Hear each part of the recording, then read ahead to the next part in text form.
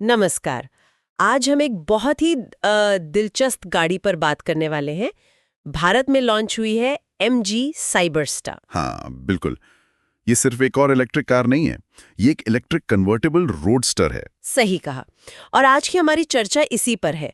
हम इसके खास फीचर्स, इसकी कीमत और सबसे जरूरी भारत के बाजार में ये क्या मायने रखती है, इस पर गौर करेंगे। बिल्कुल। हमारे पास इसके लॉन्च से जुड़े कुछ आर्टिकल्स हैं और हम कोशिश करेंगे कि इसकी पूरी तस्वीर समझ सकें।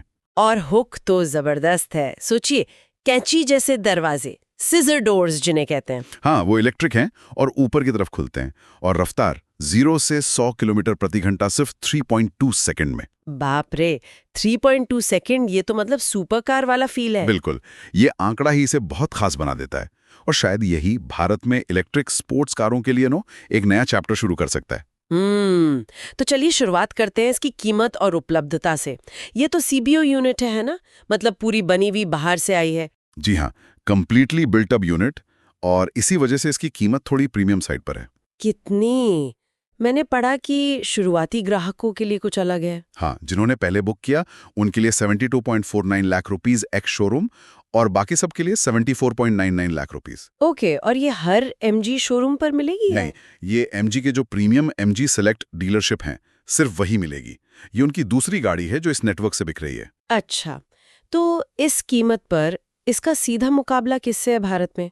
कोई है इलेक्ट्रिक कन्वर्टेबल? देखिए, सीधे सीधे तो कोई नहीं है। मतलब इलेक्ट्रिक और कन्वर्टेबल इस कॉम्बिनेशन में तो ये अकेली है फिलहाल। हाँ। पर हाँ, परफॉर्मेंस और कीमत के दायरे में देखें तो शायद लोग इसे Tesla model Y, BMW Z4 या Porsche 718 बॉक्स्टर से कंपेयर करें।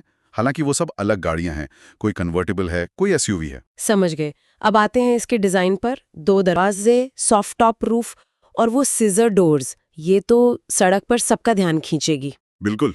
डिज़ाइन बहुत मॉडर्न और स्पोर्टी है। इसे एक डेडिकेटेड EV प्लेटफॉर्म पर बनाया गया है। व्हील बेस 2690 mm है, जो अच्छा है। और एरोडायनामिक्स का भी ध्यान रखा गया शायद। हाँ, काफ़ी। इसका ड्रैग कोएफिशिएंट सिर्फ 0.269 CD है। ये आंकड़ा जितना कम हो, हवा का दबाव उतना कम होता है, जिससे रेंज और हाई स्पीड स्टेबिलिटी दोनों बेहतर होती हैं। और व्हील्स, वो भी बड़े दिख रहे थे तस्वीरों में। हाँ, 20 इंच के अलॉय व्हील्स हैं, काफ़ी इंप्रेसिव लगते हैं। रंगों के भी अच्छे ऑप्शंस हैं। वो पीला वाला न्यूक्लियर येलो और एक लाल रंग भी है, फ्लेयर रेड, दोनों काले रूफ के साथ। जी, और दो और हैं, एंडीज ग्रे और मॉडर्न बेज। इन दोनों के साथ लाल रंग का रूफ मिलता है। स्टाइल पर जोर है। स्टाइल तो ठीक है, पर असली मजा तो परफॉर्मेंस में होगा।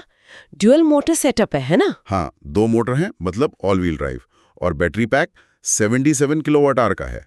और पावर फिगर्स, वो क्या है? पावर है 510 PS और टॉर्क है 725 Nm। बहुत ज्यादा ये। तभी तो 0 से 100 सिर्फ 3.2 सेकंड में। जबरदस्त। बिल्कुल। और कंपनी क्लेम कर रही है कि एक बार फुल चार्ज करने पर ये 510 किलोमीटर तक जा सकती है।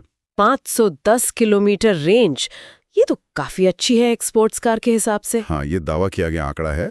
असल में थोड़ा कम हो सकता है ड्राइविंग के हिसाब से। वैसे बाहर के देशों में इसका एक single motor rear wheel drive version भी है। अच्छा, उसमें क्या फर्क है? उसमें पावर थोड़ी कम है, करीब 295 bhp, लेकिन दावा की गई रेंज थोड़ी सी ज्यादा है, 519 किलोमीटर। पर भारत में अभी सिर्फ ड्यूल मोटर वाला ही आया है। ठीक है, अब जरा गाड़ी के अंदर चलते हैं। डैशबोर्ड पर स्क्रीन्स ही स्क्रीन्स दिख रही हैं। हाँ, टेक्नोलॉजी भरपूर है।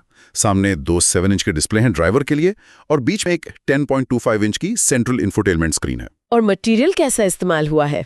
प्रीमियम लगता है। हाँ, काफी प्रीमियम फील देने की कोशिश की गई है। स्यूड और वीगन लेदर का इस्तेमाल हुआ है। फीचर्स भी अच्छे हैं, dual zone climate control, Bose का audio system, PM 2.5 air filter. सीटें स्पोर्टी होंगी। जी, परफॉर्मेंस स्टाइल सीटें हैं। स्टीयरिंग व्हील भी फ्लैट बॉटम है, जिस पर ऑडियो और डिस्प्ले के कंट्रोल्स हैं। पेडल शिफ्टर्स भी दिख रहे हैं, वो किस लिए हैं? गियर तो होते नहीं EV में। सही कहा, वो असल में रीजनरेटिव ब्रेकिंग के लेवल को एडजस्ट करने के लिए हैं। आप चुन सकते हैं कि गाड़ी धीमा होने पर कितनी ज्यादा या कम बैटरी रिचार्ज करे। अच्छा, ये बढ़िया फीचर है। और लॉन्च कंट्रोल के लिए अलग से कुछ है? हाँ, उसके लिए एक डेडिकेटेड रोटरी सेलेक्टर दिया है। मतलब परफॉर्मेंस पे फोकस साफ दिखता है। सेफ्टी का क्या? इतनी तेज गाड़ी है, सेफ्टी तो जरूरी है। बिल्कुल। इसकी चेसिस पर मार्को फाइनेलो ने काम किया है, जो पहले फॉर्मूला 1 इंजीनियर थे, तो हैंडलिंग और मजबूती पर ध्यान दिया गया होगा। ब्रेक्स भी शायद अच्छे होंगे। हाँ, ब्रेम्बो कैलिपर्स वाले ब्रेक्स हैं। कंपनी का दावा है कि 100 किलोमीटर पर आवर से 0 पर आने में सिर्फ 33 मीटर लगते हैं। ये बहुत अच्छा ब्रेकिंग डिस्टेंस है। और आजकल जो ADAS फीचर्स आते हैं वो भी है। लेवल 2 ADAS दिया गया है, जिसमें adaptive cruise control, lane keep assist जैसे फीचर्स शामिल होते हैं। और बेसिक सेफ्टी? उसमें भी कोई कमी नहीं लगती।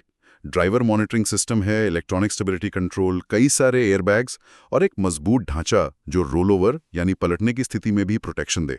इसका side stability factor SSFB 1.83 rate किया गया। ओके, बुकिंग्स तो शायद शुरू हो रही हैं। जी, ऑनलाइन भी कर सकते हैं और जो 13 शहरों में MG सिलेक्ट शोरूम है वहां जाकर भी। और चार्जर वगैरह साथ में मिलेगा? हाँ, ये अच्छी बात है कि कीमत में ही एक 3.3 किलोवाट का पोर्टेबल चार्जर और एक 7.4 किलोवाट का वॉल बॉक्स चार्जर, साथ में उसकी इंस्टॉलेशन, ये सब शामिल है। ये तो बहुत बढ़िया है। और वारंटी, खासकर बैटरी की? सच में? हाँ, ये बहुत बड़ा कदम है।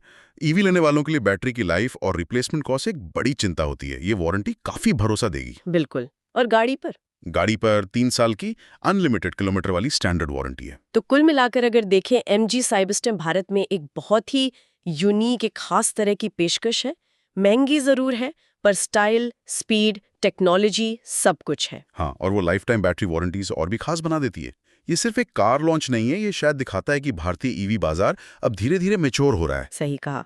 मतलब कंपनियां अब सिर्फ जरूरत की प्रैक्टिकल ईवी से आगे बढ़कर ऐसे शौकिया, परफॉर्मेंस ओरिएंटेड सेगमेंट में भी हाथ आजमा रही हैं। बिल्कुल, ये एक तरह का सिग्नल है। तो आखिर में सोचने वाली बात यही है कि क्या भारतीय ग्राहक, भारतीय बाजार इस तरह की महंगी प्रीमियम इलेक्ट्रिक स्पोर्ट्स कार के लिए तैयार हैं, खासकर तब जब चार्जिंग इंफ्रास्ट्रक्चर अभी भी पूरी तरह हर जगह फैला नहीं है। सही सवाल है। और दूसरा ये कि क्या MG का ये कदम दूसरी कंपनियों को भी इस नीश स्पेस में आने के लिए उकसाएगा? ये देखना वाकई दिलचस्प होगा आने वाले समय में। बिल्कुल। चलिए देखते हैं साइबरस्टर भारतीय सड़कों पर कैसा परफॉर्म करती है और ग्राहक इसे कैसे अपनाते हैं।